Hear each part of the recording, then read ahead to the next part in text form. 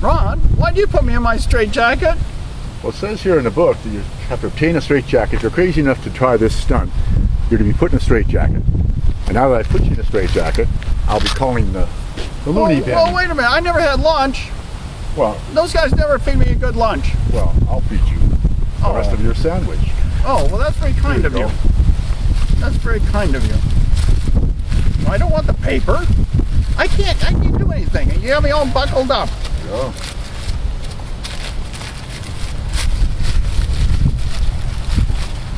A lot of fiber in that sandwich. Yeah, what do you?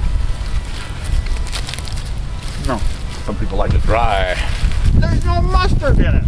Tell you what, I'll go get you some mustard. Stay right there. All right. I knew it. He fell for the mustard trick. He's gone.